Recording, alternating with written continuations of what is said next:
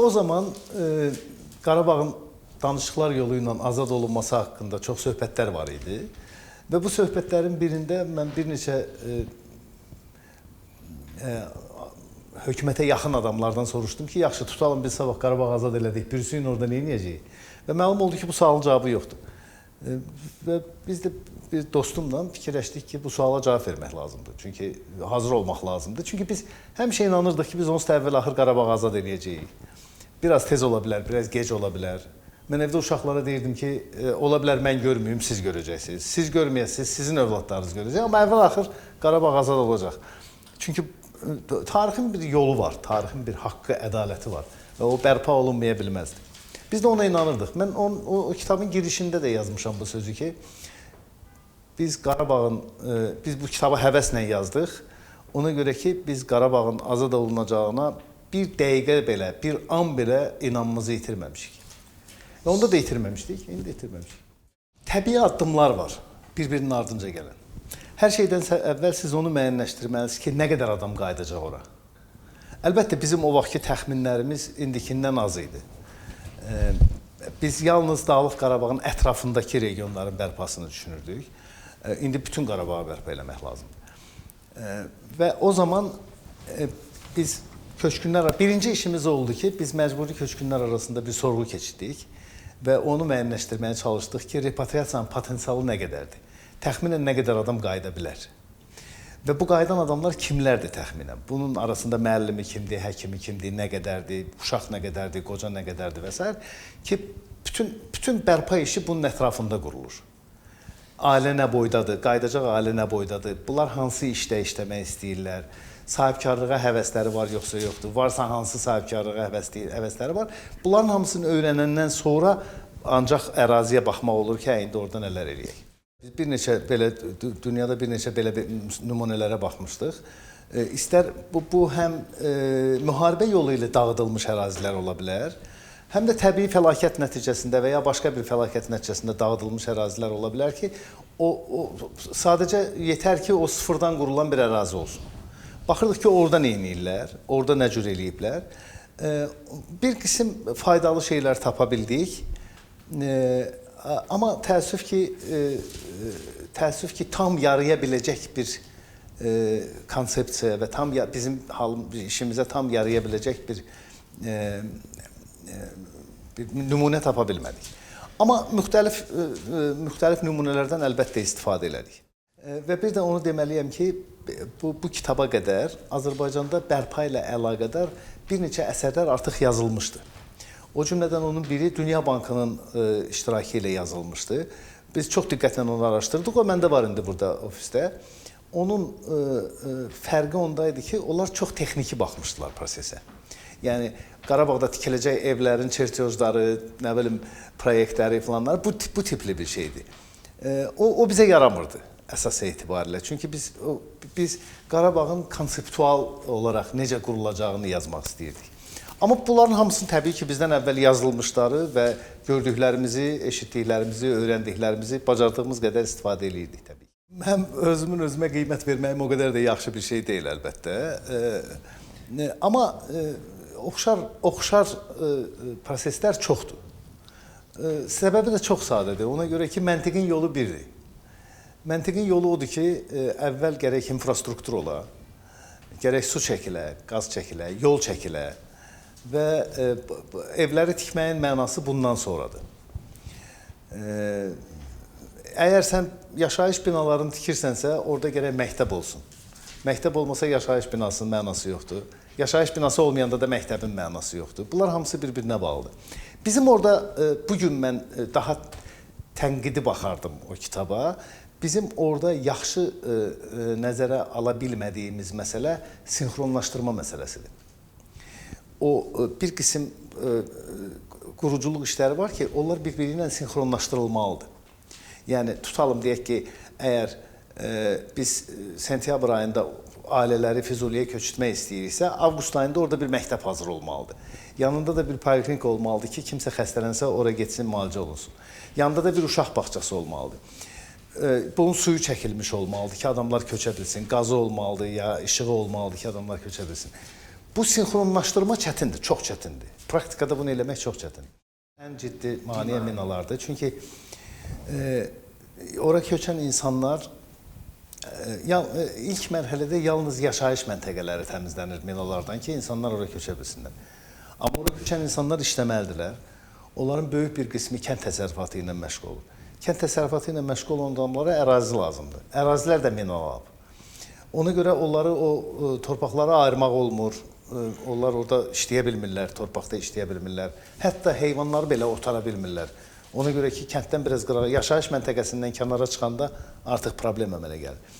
Bu, hal-hazırda mənim fikrimcə ən ciddi maneə budur, minalanmadır. Dünyanın onu bu cür qəbul edəcəyi çətindir.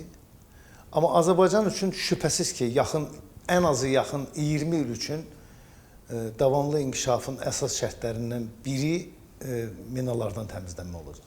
Çox müxtəlif ölkələrdən, çox müxtəlif adamlardan, akademik dairələrdən cavablar aldım. Mən onu əslində qalanda ikinci dəfə eləyirdim. Mən bir neçə dəfə eləmişəm. Müharibə vaxtı da eləmişəm onu. Müharibə vaxtı sadəcə insanlar bilsinlər burada nə baş verir deyə. Belə deyək ki, dostlarıma, xaricdə yaşayan dostlarıma bir məktub hazırlayıb ünvanlamışam. Və bu institutdayıq, biz indi İqtisadiyyat İnstitutunda və buradakı həmkarlarımdan da xahiş eləmişəm ki, onlar da tanıdıqları xarici həmkarlarına bir məlumat versinlər. Və birinci halda, xüsusilə də müharibədən sonra elədiyim müraciətə çox böyük sayda cavablar gəlib. Təəssüflə deməliyəm ki, onlar inkişaf etmiş qərb ölkələrindən çox az olub. Amma xüsusilə keçmiş Sovet respublikalarından, Mərkəzi Asiya respublikalarından çox böyük sayda cavablar almışam. Və bu aldığım cavabların əksəriyyətindən başa düşmüşəm ki, o adamlar burada nə baş verdiyini yaxşı bilmirlər. İnformasiyanın getməyi, çatmağı planı və bir də şəxslərin bir-birini tanıyan adamlarının bir-birinə şəxsi formada məlumat vermələri çox önəmlidir. Bu baxımdan mən hesab edirəm ki, bir faydalı oldu. Əlbəttə ki, dünyanı dəyişmədi, amma faydalı oldu. Probably I could put a figure for restoration and reconstruction, but not for that reparation, because it's very, o çox subyektiv bir işdir ki, sən oradan nə istəyəsən dağıntının əvəzinə. Çünki bu tipli qiymətləndirmələr hansısa çox dəqiq metodologiyalara əsaslanmır. Məsələn, minalanmış torpağı qiymətləndirəndə sən torpağa qiymət qoymuş olursan. Zərəri qiymətləndirmək üçün. Amma o qiymətin qoyulması çox subyektiv bir şeydir ki, sən onun içi. Və yaxud insanların sağlamlığın pulla qiymətləndirəndə bu sən onu verə biləcəyin dəyərdən asılıdır. Sən bunu çox aşağı da qoya bilərsən, çox yuxarı da qoya bilərsən. Ona görə orada nə istənəcəyini söyləmək çətindir. Amma daha obyektiv rəqəmlər budur ki, biz Qarabağın bərpasına nə xərcləməliyik, nə qədər vəsait xərcləməliyik və bayaq tamamilə doğru siz dediniz. Təəssüf ki, biz Qarabağın bərpası ilə bağlı dünyadan heç bir dəstək almamışıq. Cəmi iki ölkədən dəstək gəlib Azərbaycana, bir Qazaxıstandan, bir Özbəkistandan, olan da hərəsi bir məktəb tikib Qarabağda. Biri tikib qutarıb, biri də tikməkdədir. Yəni bizim xaricdən aldığımız bütün dəstək bundan ibarətdir. Yerdə qalan hər şeyi Azərbaycan öz vəsaiti ilə verir. Yenə də əvvəl ona baxmaq lazımdır ki, biz orada nə qurmaq istəyirik, hansı iqtisadiyyatı qurmaq istəyirik. Lap təzəlikcə bizim həmkarlarımla bir yerdə mən bizim İqtisadiyyat Nazirliyinin sifarişi əsasında, kontrakt əsasında bir tədqiqat bitirmişik. O buradakı bu kitabdır. Bunun adı postkonflikt ərazilərin iqtisadi potensialı və müqayisəli üstünlükləridir. Bundan bir qədər əvvəl biz bir başqa kitab bitirmişik. Mədəniyyətin iqtisadiyyatı, bu da Qarabağla bağlı olan bir kitabdır. Yəni biz bu Mədəniyyət Nazirliyinin sifarişi ilə olub. Biz bir qism hökumət qurumları üçün belə tədqiqatlar aparırıq. Amma İqtisadiyyat Nazirliyi üçün apardığımız tədqiqatda biz onu müəyyənləşdirməyə çalışırdıq ki, Qarabağın iqtisadiyyatı nədən ibarət olsun? Və hansı müqayisəli üstünlükləri ola bilər? Həm ölkənin yerdə qalan ərazisinə qarşı, həm də ətraf bazarlar üçün hansı müqayisəli üstünlükləri ola bilər? Qarabağın bir təbii müqayisəli üstünlükləri var. Bu avtomatik təbii, öz-özünə olan təbii üstünlüklərdir. Bu nədir? Bunun birincisi kənd təsərrüfatıdır. Kənd təsərrüfatının içində birincisi taxılçılıqdır. Qarabağ Azərbaycanın vaxtı ilə ən çox taxıl yetişdirən, dəmiyə taxılçılıq çox dağətəyi rayonlarda xüsusilə Füzuli, Cəbrayıl o bölgələrdə çox geniş yayılıb. Qarabağda maldarlıq çox böyük imkanlara, perspektivə malikdir. Çünki Qarabağdan gələn quzular bugün də Azərbaycanda ən dadlısı hesab olunur və hətta onu xaricə satmaq üçün çox böyük imkanlar var. Bu təbii üstünlüklərdir. Amma tutalım, təbii ehtiyatlarla bağlı olan sahələr var ki, onlar istənilən bir bölgənin təbii iqtisadi üstünlüyüdür və onlardan istifadə olunmalıdır. Amma bir də qurulacaq, yaradılacaq müqayisəli üstünlüklər var. Burada ən mühüm məsələ Qarabağda iqtisadiyyatın strukturunda innovativ sahələri mümkün qədər çox eləməkdir. Ümumiyyətcə Azərbaycanın ümumi iqtisadiyyatında innovasiyalarla bağlı vəziyyət o qədər də ürək açan deyil, daha yaxşı ola bilərdi. Qarabağda üstünlük ondadır ki, sıfırdan qurulduğu üçün biz orada hər şeyin ən yaxşısını tikə bilirik. Və hazırda artıq bir neçə bu cür böyük şirkətlərlə danışıqlar falanlar gedir. Bir qism artıq orada istehsallar qurulmaqdadır, tikilir artıq. Və bu istehsalların çoxu innovativ istehsallar olacaq. Biz onu müəyyənləşdirməliyik ki, biz innovativ sənaye sahələrinin hansılarını inkişaf elətdirə bilərik orada. Orada da çox böyük imkanlar var, çox geniş imkanlar var. Biz elektronika sənayesinin içindən bir neçə alt sahəni seçməliyik. Və onlar təxminən artıq hər halda bu kitabda bəziləri təklif olunur. Amma ənənəvi sahələri də, məsələn, əkinçilik, maldarlıq, xüsusilə əkinçilik, ənənəvi sahələri də biz yenə də innovativ üsullarla inkişaf elətdirməliyik. Və bu sahədə də artıq çox ciddi proqramlar var. O ağıllı kənd, ağıllı şəhər elə belə deyil. Orada tək ona görə yox ki, orada yaşayan adamlar ağıllıdırlar. Həm də ona görə ki, o təsərrüfatlar ağıllı təsərrüfatdır.